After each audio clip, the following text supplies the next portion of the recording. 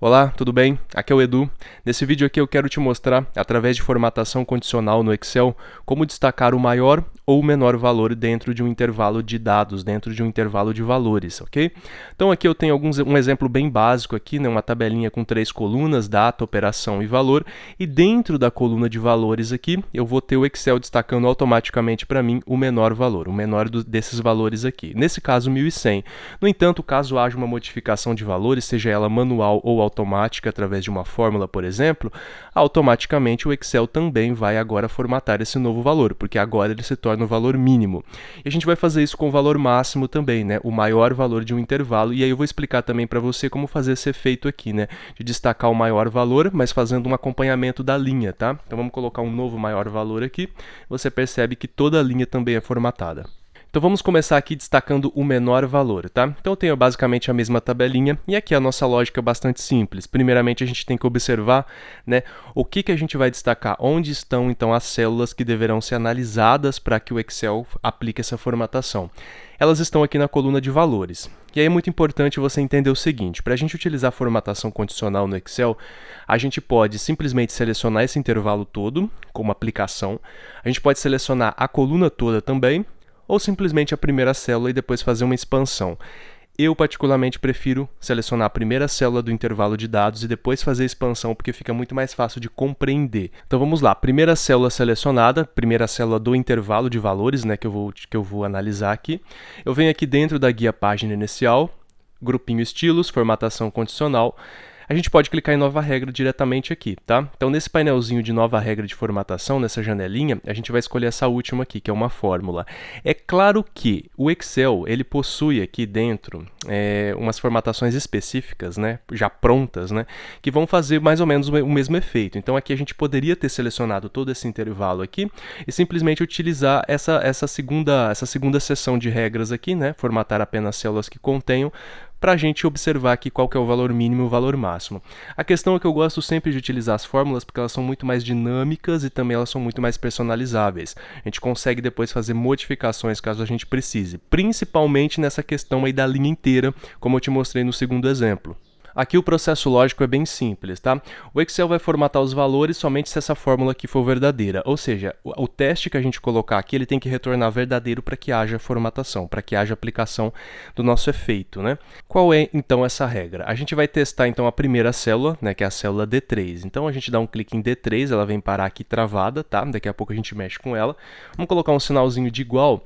A D3, para que ela seja formatada, ela precisa que o seu valor seja o menor entre todos os valores da coluna D, ou pelo menos desse intervalo aqui que a gente selecionar, tá? Então, como é que a gente vai fazer? Então, D3 precisa ser igual a mínimo, tá? A gente vai utilizar a função mínimo aqui. Também tem como utilizar a função menor, mas eu vou falar dela num outro vídeo específico também sobre formatação de maiores ou menores valores. A função mínimo, basicamente, ela vai retornar para a gente qual que é o menor valor de um intervalo de valores, tá? Então, basicamente, a única coisa que você tem, o único argumento que você tem que inserir aqui dentro dela é esse intervalo de valores, tá? E aqui você pode selecionar, como eu disse, esse pedaço, tudo bem? Ou você pode selecionar a coluna inteira. Eu prefiro utilizar a coluna inteira, justamente porque caso eu precise inserir mais dados aqui, eu já tenho todos esses dados sendo abrangidos pela minha formatação condicional, sem precisar fazer modificação da regra, ok? Só que eu costumo usar a coluna inteira se realmente ela for usada exclusivamente para isso, se o propósito dela for somente esse, se não tiver aqui outros números, por exemplo, aqui em cima ou aqui embaixo, que não façam parte da minha matriz de dados, tá? Então toma cuidado com isso ao utilizar a coluna inteira. Então aqui o Excel já colocou D para mim, vou fechar parênteses aqui. Então, basicamente, a nossa regra é essa. A D3, ela precisa ter o mesmo valor, né, que o mínimo de toda a minha coluna D. Ou seja, a função mínimo vai retornar para mim qual que é o menor valor de todos os valores da coluna D. Então, o menor valor, se ele for igual ao que está em D3, então a minha formatação será aplicada, tá? Só que preste atenção aqui que nesse caso a gente está testando apenas a D3. A D3 está travada. Quando a gente clica numa célula para trazer ela para a fórmula de formatação, ela vem automaticamente trancada, né? Com referência absoluta. Então, cifrão antes da letra, cifrão antes do número para travar linhas e colunas. A gente não quer isso.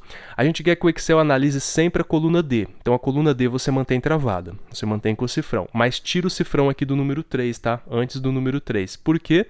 Porque o Excel precisa analisar apenas a coluna D, mas ele precisa depois analisar todas as linhas da coluna D. Então, linha 3, linha 4, linha 5, linha 6 e assim sucessivamente para poder analisar todas as demais células desse intervalo, tá?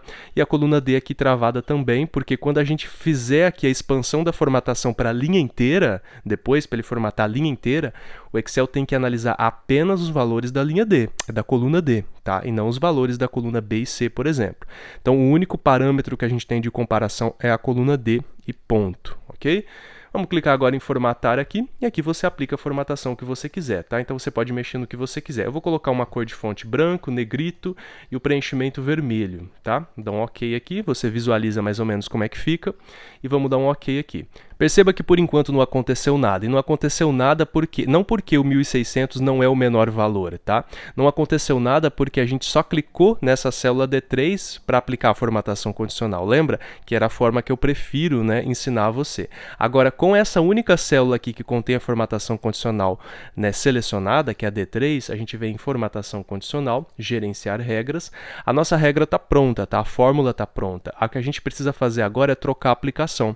Então, ao invés de aplicar apenas a célula D3, porque foi a única que a gente selecionou, a gente dá um clique nessa setinha aqui e agora faz a aplicação para onde a gente quiser. Nesse caso, eu vou selecionar a coluna D inteira de novo, porque eu quero que a minha coluna D seja analisada por completo.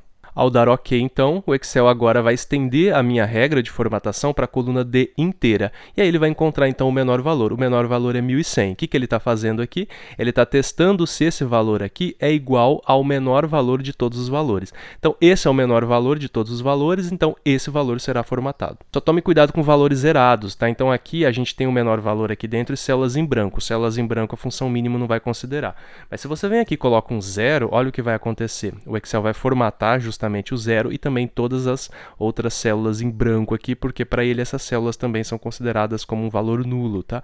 Então preste atenção aí na questão dos zeros. Essa questão de células vazias e células zeradas, né, acaba gerando algumas controvérsias dentro da formatação condicional.